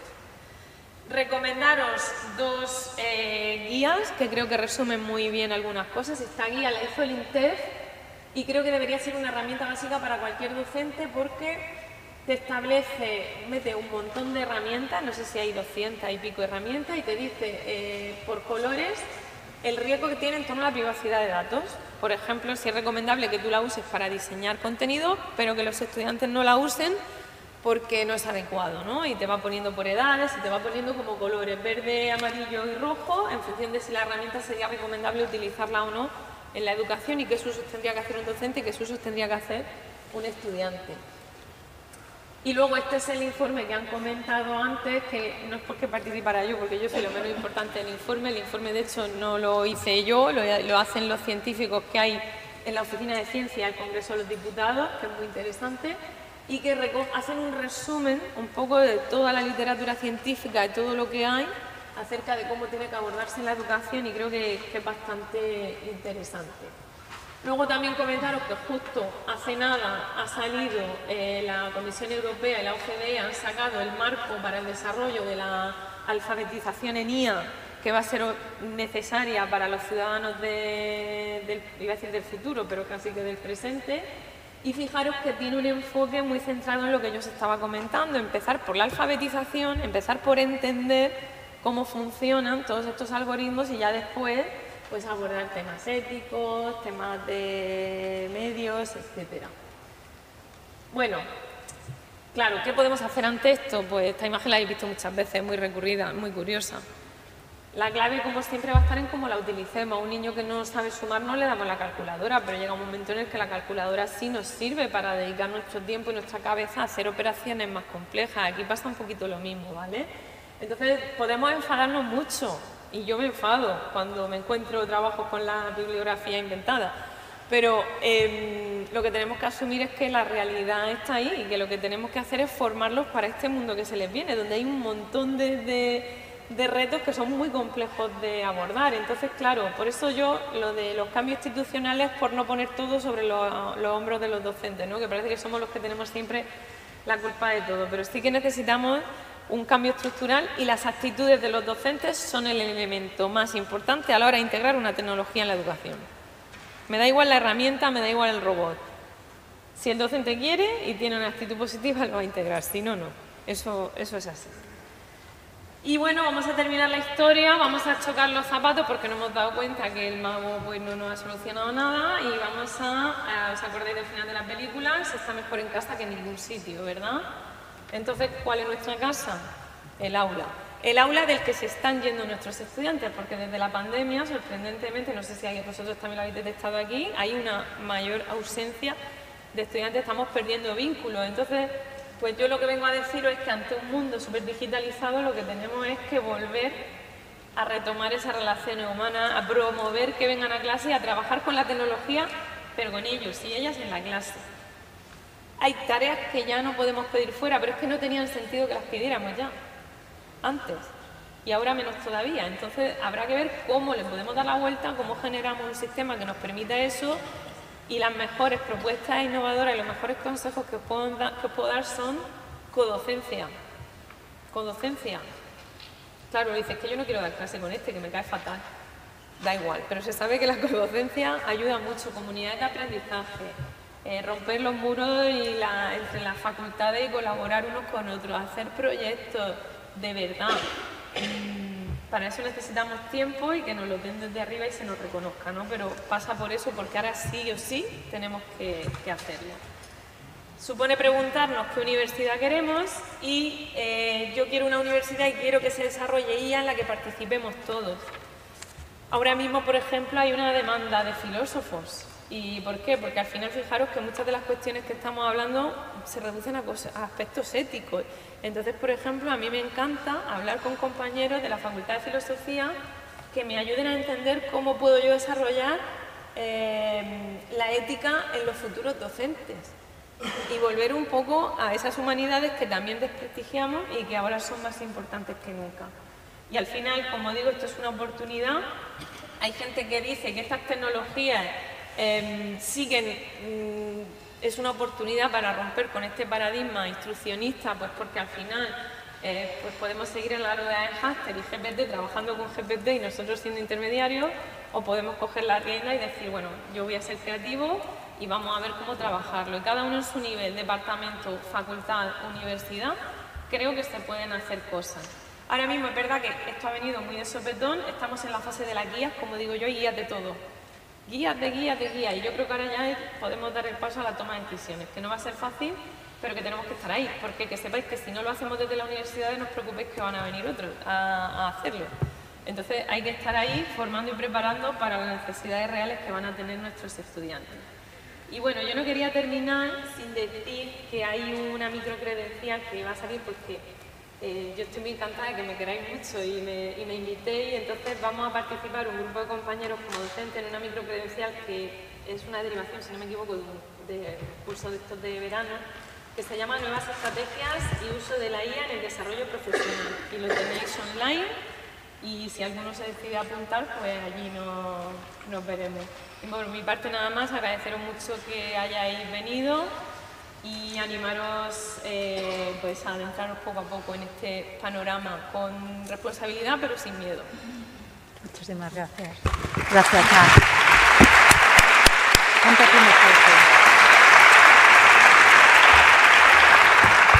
Muchísimas gracias. Y a partir de ahora se abre un tiempo de aproximadamente un poquito menos de media hora para reflexiones, aportaciones, preguntas, tanto quienes estamos aquí como a través del chat del video streaming. Voy a irlo poniendo. Quien levantáis la mano y os acercan un micrófono.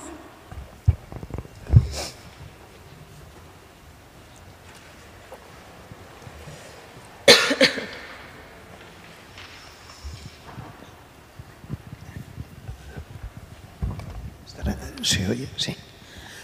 Dos cuestiones.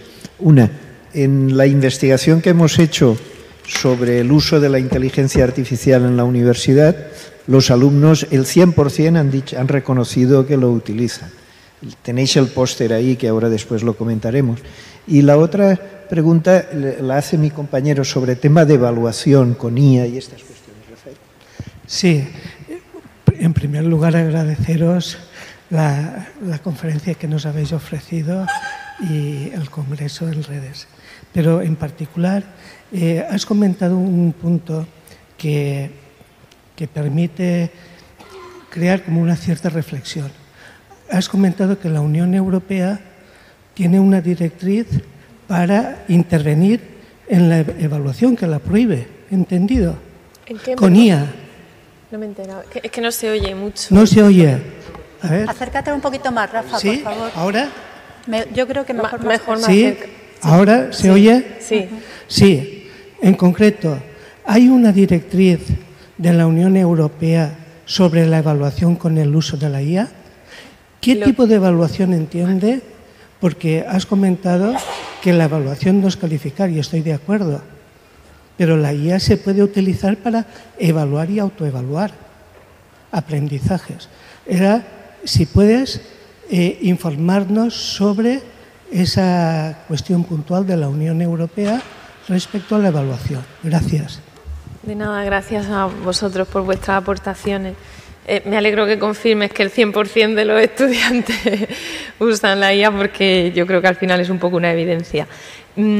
Quizás son muchas cosas y no quería enrollarme, entonces lo de la ley europea lo he pasado muy rápido. La ley europea la publicaron y ahora los Estados miembros tienen un par de años para ver cómo aplicarla cada uno de los Estados miembros a su propio marco legislativo. Entonces, realmente, tal y cual como se aplica, no.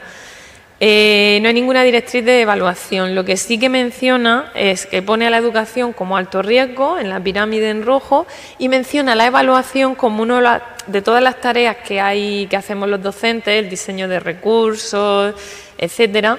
La evaluación se considera una de las cosas que tiene más riesgo. ¿Por qué? Porque cuando evaluamos tomamos decisiones que pueden condicionar el futuro de personas. Entonces, lo que te hace énfasis es que si se usa, no se use en decisiones que condicionen el futuro de las personas. Eso no significa que no se puedan usar en evaluación, pero en determinados contextos muy medidos. Y todo eso es lo que se está tratando de especificar, porque luego cada país tendrá que establecer ya lo que es la legislativa, la legislación que ya realmente se pueda aplicar en cada contexto, ¿no? Pero ese tipo de sistemas de evaluación sí se utilizan en otros sitios, y aquí sí que hay esa perspectiva de decir cuidado, porque todo lo que es toma de decisiones en educación debería seguir en manos de las personas, aunque en determinados momentos tú te puedas apoyar en una IA. Entonces sí que la ley especifica un poco que con temas de evaluación hay que ser especialmente cuidadosos. Sobre todo te habla pues de exámenes certificadores, es decir, es que estamos hablando de que puede haber empresas que promuevan pues que tú puedas meterte y examinarte, que todo eso no se puede hacer. Eso no significa que no se pueda trabajar en evaluaciones IA. Se puede trabajar, pero teniendo en cuenta luego cómo se va a especificar exactamente para qué y cómo. No sé si te he respondido del todo.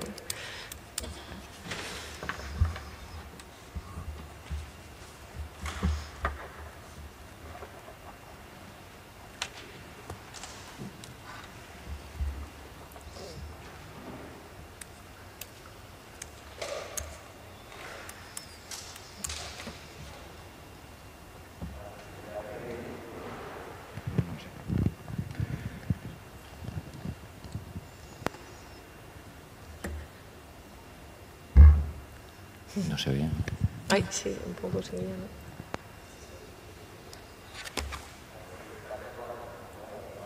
¿no? No se oye, José Ramón.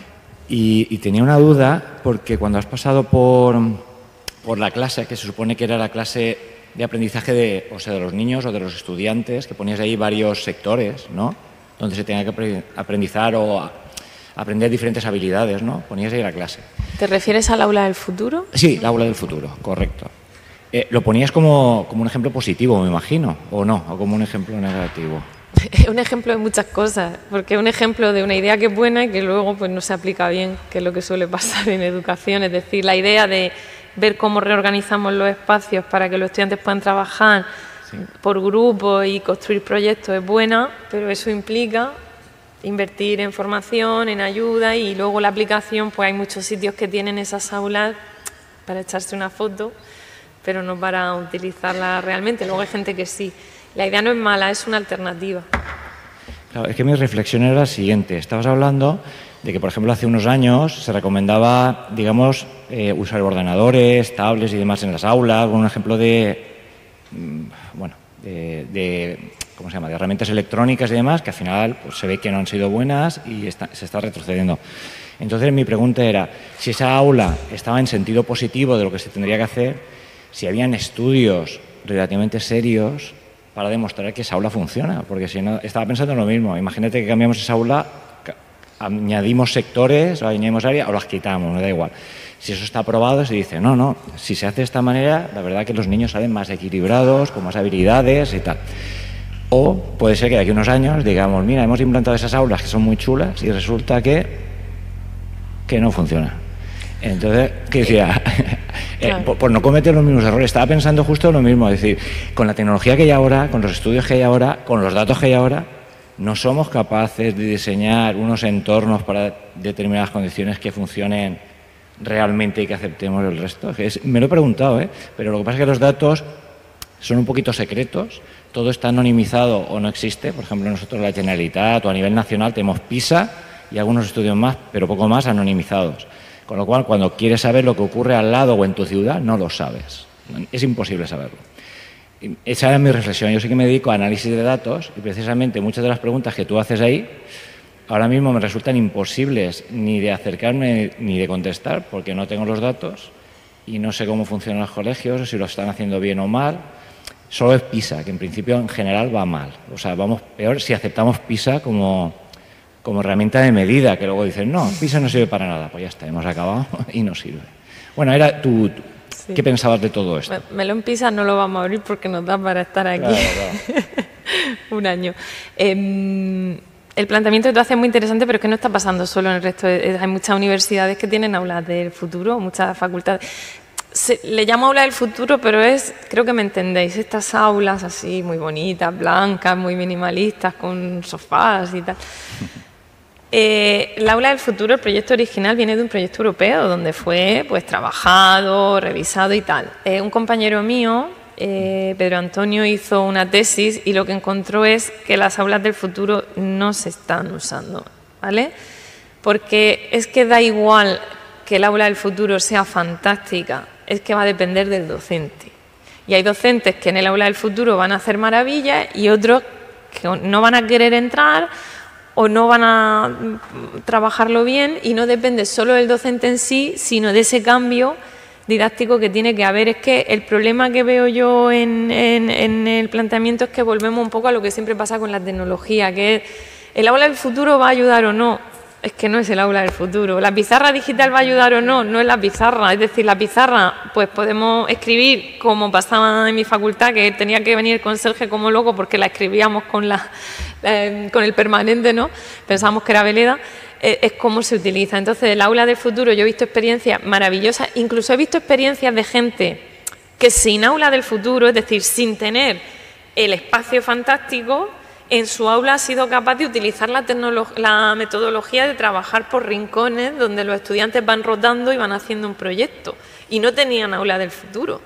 Y he visto centros donde tienen el aula del futuro fantástica, preciosa, y se va un día a programar un poquito el robot y se vuelve y no la tocamos mucho, no sea que se rompa. Entonces no va a ser el aula del futuro. Evidentemente necesitamos disponer de esa diversidad de espacio. A mí me parece fantástico y por ejemplo, nosotros en nuestra facultad estamos peleando por ver si conseguimos poner un aula en ese sentido para los compañeros y compañeras que quieran dar ese salto y luego haya otros que lo vean y digan, ah, pues voy a probar, voy a hacer cosas. Entonces, como siempre, lo que pone en evidencia es una cuestión didáctica y metodológica, no tecnológica. Da igual que tú tengas el aula más fantástica del mundo, que si el docente por actitud, por formación o por lo que sea no quiere, no se va a usar. Claro, lo que tú dices, pondremos aulas del futuro y dentro de 15 años diremos, las aulas del futuro no han valido para nada. ¿Por qué? Porque es muy cómodo como sociedad echarle la culpa a la tecnología porque invisibiliza otros planteamientos que nos tenemos que Entonces hacer. sí que existen metodologías que hacen que, digamos, en determinados ambientes funcionen las cosas correctamente. Metodologías, sí, no tecnologías. El aula del futuro a nivel didáctico,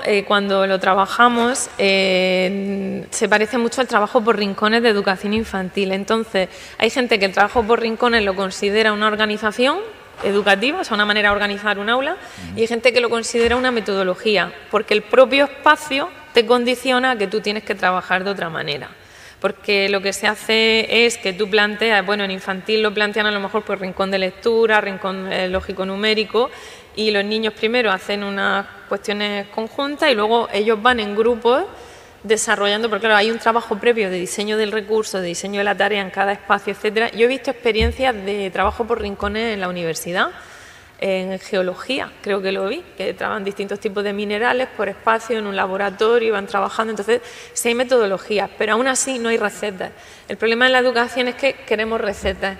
Si existieran las recetas, los pedagogos seríamos ricos y no lo somos. Entonces, las recetas no existen. Existen recomendaciones hacia dónde ir y, sobre todo, tampoco es que tú digas voy a trabajar así ahora y todo me va a funcionar. No, es que la clave es que tú veas que un día puedes dar una clase magistral y luego para una tarea decir, me voy al aula del futuro y vamos a estar 2 semanas allí, y luego vuelvo y doy mi clase magistral y luego, o sea, distintos recursos, distintas herramientas.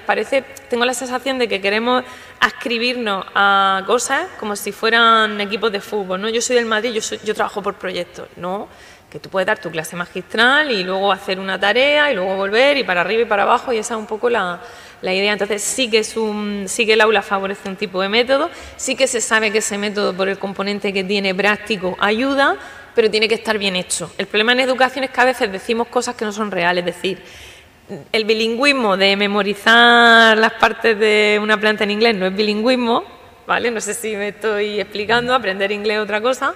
Y trabajar el aula del futuro, trabajar por proyectos no es mandarle un trabajo que luego la mitad lo hacen en casa. Entonces esto es un poco lo mismo, que la metodología existe, sí, se sabe hacia dónde ir, pero luego cómo el docente la aplique va a ser lo fundamental y eso va a depender de su actitud, de su formación, de si tiene los recursos, etcétera.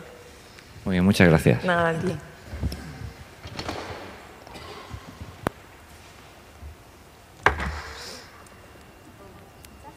No. Yo creo que va cogiendo conforme hablas, ¿verdad? Tarda unos segundos. ¿Se escucha ahora? Sí, ahora sí. Perezoso. Bueno, María del Mar, muchísimas gracias por la presentación, me ha parecido súper interesante y también te pega así una sacudida que está muy bien para reflexionar. Yo tenía una pregunta apuntada que iba a colación justo de las aulas del futuro. Es una pregunta y una reflexión, en principio. Yo estuve hace ya unos años, en el año 2017, estuve visitando escuelas en Finlandia precisamente con la Consellería de Educación.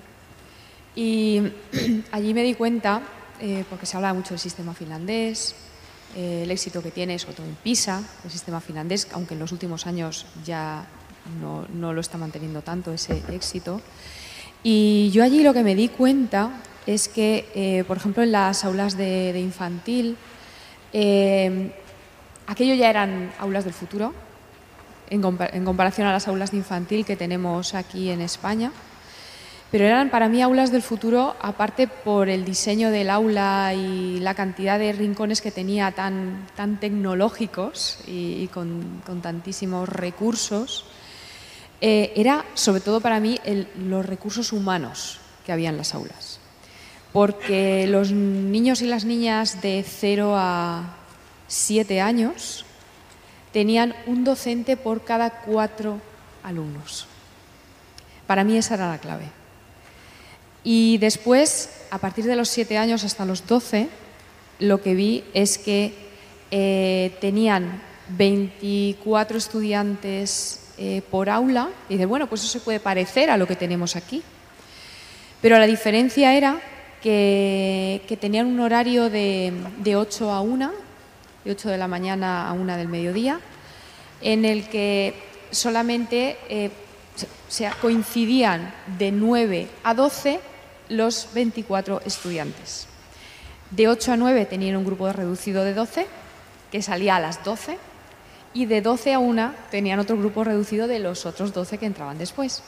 De tal manera que el profesorado, ahí sí que solamente había un docente por grupo, pero el profesorado sí que podía organizar la enseñanza de manera en la que cuando necesitaba realizar alguna actividad en la que necesitase tener un número más reducido, pues la ponía a primera hora y a última, mientras que esas 3 horas de por medio pues tenía todo el grupo. Eso para mí era como un paso muy importante para el aula de futuro. Y además había un añadido, que era que aquí en las aulas que tenemos, en la Comunidad Valenciana, me imagino que será similar en el territorio nacional, cuando tienes a una persona que tiene unos requerimientos específicos, bien porque tenga algún diagnóstico que se requiera mayor atención, pues solamente hay un docente en el aula. Tengas los casos que tengas, por trastorno de déficit de atención y hiperactividad o por lo que sea. En Finlandia la diferencia era que por cada estudiante que tuviese una necesidad educativa específica, tenía a una persona para ese estudiante. Y eso son superaulas del futuro, porque se puede organizar muchísimo mejor. Ya no estoy de acuerdo totalmente contigo sobre la metodología, la capacidad del docente, pero hay algo más, que es la realidad del aula, que nos encontramos con el estudiantado, ¿no? Entonces, mi pregunta también iba pues enfocada a esa reflexión, ¿no? A que al final el número de estudiantes que tenemos en las aulas y después los requerimientos educativos específicos que presentan, que necesitamos apoyo en las aulas también, de más personal, de inversión humana en nuestras aulas, porque también se hablaba en Finlandia sobre la preparación que tiene. Allí los docentes son considerados quizá como aquí los médicos y las médicas, tienen muchísimo prestigio. Allí el prestigio los tienen los y las docentes. Y ya más por la formación que reciben, que bueno, pues también el sistema de entrada a ser docente o maestro, ¿no? Allí, y maestra en Finlandia es muy diferente a la que tenemos aquí. Para mí la diferencia sobre todo la marcaba el cómo está organizada la enseñanza en las aulas y la inversión en recursos humanos, porque yo pensaba, yo a una futura maestra que tengo yo en la Facultad de Educación, le das 4 niños y hace maravillas. Eso es lo que pensaba. Entonces, no sé cuál es tu punto de vista en relación también a, para mí, ese factor limitante que tenemos con la realidad educativa del día a día en el aula. Yo estoy de acuerdo contigo. Al final, yo creo que lo que estás poniendo patente es la necesidad de recursos. Y que cuando decimos recursos no nos referimos solo al ordenador y a la tecnología, Uno de los padres de la informática, Paper, creó un lenguaje de programación y un kit, una tortuga que era un robot, y lo mandaron a las escuelas de Estados Unidos, y porque él tenía esa filosofía, y esto estoy hablando de los años 70, él tenía la filosofía de que todos los niños y niñas tenían que entender ese lenguaje de los algoritmos, esa tecnología, ese mundo que estaba creándose. Y no tuvo éxito. Y uno de sus herederos, que es Resnick, que es que es creador de Scratch, que a algunos sonará, que es un lenguaje de programación que utilizan los niños y niñas, dijo que el problema era que no había un paper con cada kit de robótica. Y me resulta muy paradójico que precisamente ahora mismo en todas las comunidades autónomas estamos en el programa Escuela 4.0, en el que están los centros educativos recibiendo kits de robótica, y yo estoy pensando mucho que no va un paper con cada kit de robótica. Que vaya un puppet lo que significa es que tendemos en educación a pensar que porque algo lo escribamos en un papel, mágicamente va a pasar. Entonces tú lees en nuestro papel, nuestro sistema educativo, y es inclusivo, es competente. La realidad es que ha habido muchas mejoras afortunadamente, pero hay muchos rasgos que son los mismos de la escuela que todos hemos vivido. Entonces, cuando hablamos de recursos, hablamos de que no puede llegar solo un pack de robótica. Hablamos de que tiene que llegar una persona que acompañe, que asesore, que ayude, recursos. Al final es una cuestión de recursos. Parece que siempre estamos pidiendo dinero, pero fijaros en el momento en el que estamos en las universidades públicas también. O sea, necesitamos, hay muchos problemas de financiación en algunas comunidades autónomas, lo están pasando muy, muy, muy mal. Entonces, creo que es un momento muy crítico en el que pedir recursos es pedir calidad. Si a mí me aumentan la ratio, va a empeorar mi docencia. Ya está, es así. Entonces, al final son cuestiones políticas, pero son importantes, y hay demandas que son transversales a todo el sistema, sea infantil o sea la universidad, que son las ratios, la necesidad de tiempo. ¿Cuánto tiempo tenéis para coordinaros con los compañeros de departamento? Entonces, pues decirte que estoy de acuerdo contigo y que hay que ir hacia una inversión que no sea solo en la herramienta. Necesitamos la herramienta, pero también necesitamos inversión humana, recursos, apoyos.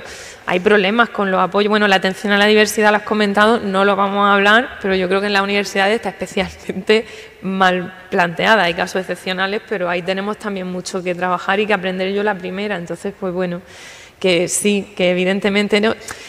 Tiene que ser muy chulo ir a Finlandia. Yo también digo que a veces, bueno, lo de tratar de importar países donde allí hace mucho frío, que no son como nosotros, es complicado, pero sí que hay muchas lecciones que nos vienen bien saberlas, ¿no? Y toda esa parte de valorar lo humano, los recursos, pues es importante. Gracias. Me parece que no hay ninguna pregunta. Ah, sí, perdona. Hola, buenos días, ¿qué tal? Yo soy Jené, soy profesora del Departamento de Enfermería, y bueno, a mí este tema me encanta y me parece que María del Mar Sánchez Vera ha hecho una exposición tremenda. Me ha encantado todo lo que has comentado y estoy de acuerdo con muchos aspectos, bueno, con los aspectos que has comentado. Y yo quería hacer un par de reflexiones. Me ha impactado cuando has puesto los ejemplos de la familia, y quería subrayar que, como tú misma decías al principio, es muy importante los datos o los prompts que alimentamos a las inteligencias artificiales, porque si ponemos familia inglesa, pero por ejemplo no especificamos el periodo, pues salen estos resultados, ¿no? Entonces hay que tener mucho ojo con lo que pedimos, como siempre, los detalles que le aportamos a la IA para obtener los resultados que realmente nosotros queremos obtener, y luego ir moldeando, ¿no?, estas indicaciones que le vamos dando para obtener lo que realmente queremos de las inteligencias artificiales. Y luego, a continuación, lo de las aulas del futuro también me ha parecido un tema muy interesante, pero allí, comentándolo con las dos preguntas que han surgido, también una reflexión es realmente lo que está planteando la IA no son los problemas de la IA, sino qué cambios tenemos que introducir a nivel de metodologías docentes y calidad docente, recursos humanos, todo lo que ha comentado también la otra asistente al Congreso. Y ya, por último, mi pregunta, porque a mí me motiva mucho innovar, intentar que los alumnos y yo nos lo pasemos bien en el aula y aprender lo máximo posible. Y tú has comentado que en el rol del docente una de las cuestiones más importantes era cambiar actitudes, y a mí eso me parece un mundo, porque es una cosa muy compleja, y no sé si tú tienes alguna propuesta concreta o hay algún plan, algún proyecto, algún tipo de investigación que apoye cómo realmente llevar estos cambios a cabo y hacerlos una realidad.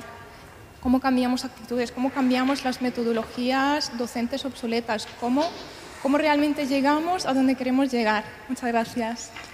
Muchas gracias a ti por tus valoraciones. Lo he comentado un poquito al final rápido. Lo de cambiar actitudes suena muy raro, parece que vamos a coger a las personas, ¿no? Y vamos a convencerlas de nuestra secta de la innovación, no. Pero sí que sabemos que, y de hecho es una de las cosas que se obvia, no se habla del rol del docente, hablamos de tecnología y educación como si fuera mágico y no hubiera ahí un intermediario, hola, que es el docente, ¿no? Bastante importante. Entonces, las comunidades de aprendizaje, la codocencia, la horizontalidad, porque uno de los problemas de la tecnología en el aula es que las decisiones van de arriba a abajo. Es decir, yo elijo qué kit de robótica te voy a comprar, qué aula de futuro te voy a poner y tú, pues si quieres, la usas. Y no se les pregunta de abajo a arriba. Entonces se sabe que hacerlos partícipes de la toma de decisiones es fundamental. Y luego algo muy interesante que tú has comentado también es el hecho de que al final lo importante es la actitud y es tan evidente como que cuando trabajas en formación de docentes a veces te encuentras con las mismas personas 3 veces y ya dices, no necesitas este curso, en el ICE lo sabéis. Siempre se viene la misma gente y sois los que no lo necesitáis, porque si estáis aquí es porque tenéis ya esa actitud y ya buscarás tú la manera de hacerlo. Entonces es el gran reto que tenemos en los centros, en las facultades de educación, en los centros de formación de profesorado, el cómo captar. Y entonces yo creo, por ejemplo, ahora que la reforma universitaria ha metido como obligatorio la formación de ayudantes doctores, que en la Universidad de Murcia se ha hecho con una microcredencial, en cierto modo estamos obligando a tener un poquito de conocimiento pedagógico a los que van a hacer carrera universitaria como docente, y eso me parece importante porque aquí tenemos un problema muy grande y es que nos contratan por nuestra valía investigadora, pero para ser profesores. Y entonces hay mucha gente que desprecia la formación didáctica, que desprecia lo que hacemos en educación, eso hay que decirlo porque pasa. Y entonces pasa mucho por defender posturas, ser constructivo, acercarte y hacerles ver, porque cuesta mucho, pero yo lo que mejor hago, por ejemplo, una de las cosas que yo hago mucho como consejo, aprendizaje-servicio. Es decir, irte a en mi caso es con un cole, pero en vuestro caso con una empresa, con un hospital, con una biblioteca, con los distintos sectores donde trabajéis, vincular vuestra asignatura, las prácticas de vuestra asignatura con algo real, que los estudiantes tengan que irse a un sitio, a hacer algo que hagan en tu asignatura, conecta la universidad con la realidad, ellos se vuelven sorprendentemente súper responsables, aunque no lo creáis, a ti no te hacen ni caso, pero cuando ven que tienen que ir a un aula, aplicar algo que están haciendo, asumen la responsabilidad y te llevas a otro compañero a que lo vea o vente un día a clase y tal, y poquito a poco vas enganchando. Es muy despacio, pero se necesitan tiempo y recursos que tampoco tenemos, para que la colaboración no sea reunirnos para hacer un acta, sino para hablar de lo que tenemos que hablar y que la validación de las guías docentes no sean cuestiones técnicas, sino que sean cuestiones de fondo. No se abordan, se han generado los mecanismos, pero se ha convertido en más papeleo. Entonces ahí hay cuestiones también de estructura de las propias universidades, de favorecer eso y tal, de incentivos, porque hay gente que no trabaja sino con incentivos. Hay muchas cosas. Entonces, pues, como ven, no tengo ninguna respuesta concreta, pero muchas cosas hacia donde sí que sabemos que podemos ir y que, bueno, pues hay que empezar a ir viendo. Hay instituciones que luego sí que llegan a transformarse y, bueno, hay casos donde sí que al final la gente cree mucho en ello. En el resto del sistema pasa algo muy curioso, que aquí no nos pasa, y es que los profesores que son... O sea, los profesores sabéis que tienen movilidad entre los colegios. Entonces, cuando ellos saben que un colegio trabaja por proyecto, al final se va quedando la gente que cree en ese modelo, ¿no? Y los que no, a lo mejor se van a otro centro. Aquí no nos pasa eso porque tenemos que convivir todos, pero entonces no es cuestión de decir uno es bueno y otro es malo. Si es que yo doy clases magistrales y hago exámenes, si es que el planteamiento es otro, ¿no? Entonces, pues, formarse mucho, reivindicar el papel de los centros de formación de profesorado que a veces luchan contra viento y marea y tratar un poquito pues que cada vez la formación cuente más también para que la gente tenga que hacerla. Vale, vamos a ir terminando. Rosana quiere hacer algo. Muchísimas gracias. Ha sido un lujo escucharte. Y además, a mí me gusta cuando crees que vas sola y piensas de una manera y luego escuchas que, bueno, que no eres la única y todo el mundo piensa igual. Esto es una reflexión y una pregunta. Hablamos de la IA. Bueno, cuando llegó el COVID, cuando llegó la pandemia, nos planteamos que teníamos un problema con la evaluación. Y ahí se quedó en evidencia que el problema era cómo evaluábamos. Yo pensé que era una oportunidad para cambiarlo, pero veo que seguimos igual.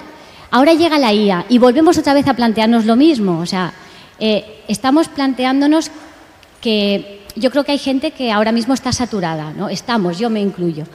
Hay un montón de aplicaciones, hay un montón, ¿cuál uso? ¿Qué no sé qué receta tengo que utilizar? Pero creo que el problema, igual dime si opinas lo mismo, creo que el problema no es tanto qué herramientas voy a utilizar, sino cómo estoy dando mis clases y qué estoy preguntando, cómo estoy evaluando. Nos estamos centrando, como cuando en el cole nos pedían los trabajos en grupo y se centraban en el resultado y no en el proceso en el que se trabajaba en grupo. Pues aquí nos estamos preguntando cómo utilizamos antiplagio, cómo podemos utilizar una herramienta para esto. Sí, hay que aprender herramientas, evidentemente, pero nos tenemos que replantear cómo estamos haciendo nuestras clases, cómo evaluamos. Si vamos a lo mismo, bueno, en lugar de ordenador ahora en papel, ya, pero es lo mismo, o sea, ¿cuál es el problema real? ¿Es aprender todas las herramientas que hay de IA, que nos vamos a saturar porque hay infinitas, yo ya estoy totalmente perdida? ¿O realmente nos tenemos que replantear cómo volver a dar nuestras clases?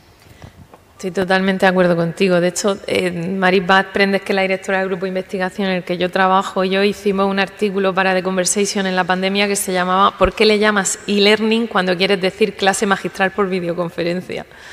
Es decir, que hicimos sustituir lo que hacíamos en clase por una pantalla, y además yo me acuerdo cuando tener debate incluso con compañeros que decían, si es que e-learning como da igual 25 que 60, y digo, pues bueno, te dará igual a ti, porque yo trato de establecer grupos, de que vayan buscando cosas, luego yo voy entrando en los grupos de Zoom, voy viendo todo. Entonces, ahí hay una cuestión que es didáctica. Entonces, en las formaciones que nosotros planteamos es muy curioso porque la gente va muy ávida de herramientas. Y es verdad que hay una parte de magia, esta no, la del mago de Oz, de tal, y mira Jenny que me ha hecho el artículo, y mira tal. Pero luego lo que les pedimos es que piensen en una tarea que ellos hacen en su asignatura y ver cómo lo harían de otra manera, teniendo en cuenta todo esto que está sucediendo. Y ese esfuerzo, porque a ver, no tenemos recetas en educación, pero sí tenemos recomendaciones. Es decir, yo enseño a mis estudiantes cómo se trabajar por proyectos, cómo hay que hacer un proyecto, vamos paso a paso haciendo un proyecto. Pero no tengo una receta, tengo recomendaciones y lo que van ellos es desarrollando ese proyecto y aplicándolo. Y al final, las mejores experiencias que hay con tecnología, la tecnología termina siendo prácticamente invisible, porque tú con lo que te queda es con ese cambio didáctico, esa experiencia que se ha hecho, esas buenas prácticas, no esa idea, cómo se le ocurrió hacer esto. Entonces, pues bueno, estoy totalmente de acuerdo contigo. Yo creo que, de hecho, en la tecnología no hay que tenerle miedo, porque hoy saldrá una herramienta, mañana saldrá otra, pero el cómo yo le doy la vuelta a mi asignatura, y eso lo hemos tenido que hacer todos, el sentarnos con compañeros y decir, esto yo ya no lo puedo pedir, o deberíamos haberlo hecho, esto yo ya no lo puedo pedir. Vamos a ver cómo lo hacemos. Yo creo que es la gran reflexión que tenemos que sacar de aquí, y eso, con nuestra experiencia, nuestra formación, sí que podemos hacerlo. Entonces yo pues felicitaros desde el centro de formación que el trabajo que hacéis y que sigáis un poco en esa línea, porque los profesores pues al final, yo lo que me encuentro en las formaciones es la gente con mucha incertidumbre. Mucha incertidumbre porque también colectivamente está esa sensación de que el profesor pues tenemos la culpa de todo y entonces también tenemos la responsabilidad de todo. Entonces hay que ser expertos en todo, en didáctica, en IA, no sé qué, investiga, y ahora es senior, era la plaza, era no sé qué. Entonces, bueno, vamos a compadecernos un poquito también. Por eso yo a veces lanzo las culpas también un poco para arriba. Es una cuestión un poco de todo. Muchísimas gracias. Muchas gracias, Mar, por tu conferencia y por este turno de debate que acaba de abrirse, y que nos invitamos a continuar en el café, que ya está servido esperándonos en la primera planta. Y sabemos que a continuación, aquí de nuevo en la planta baja, a las 12:30 empezará la sesión de los postres. Muchísimas gracias de nuevo. Muchas gracias a vosotros. Venir a compartir, y gracias a todos.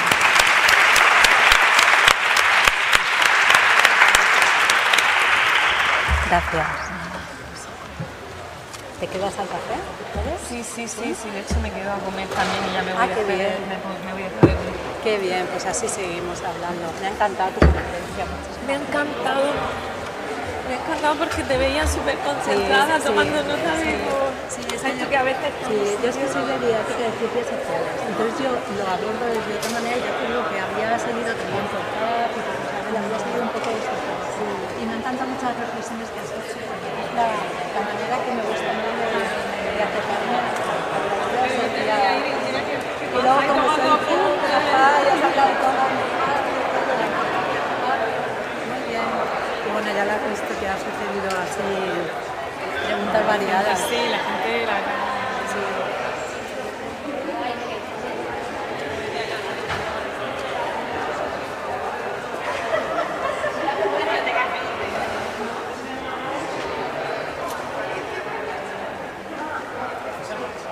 Sí, tenía una pregunta. Rocío, ¿nos hacemos una foto antes de que desaparezcáis? ¿Ven? Y luego contigo también, ¿vale?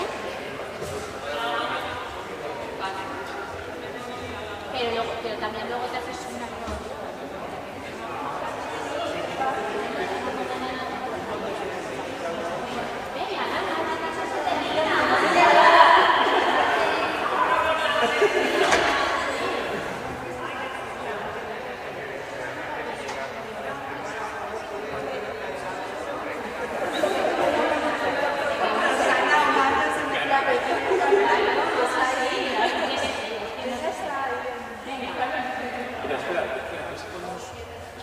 ¿Quieres que lo pongamos aquí?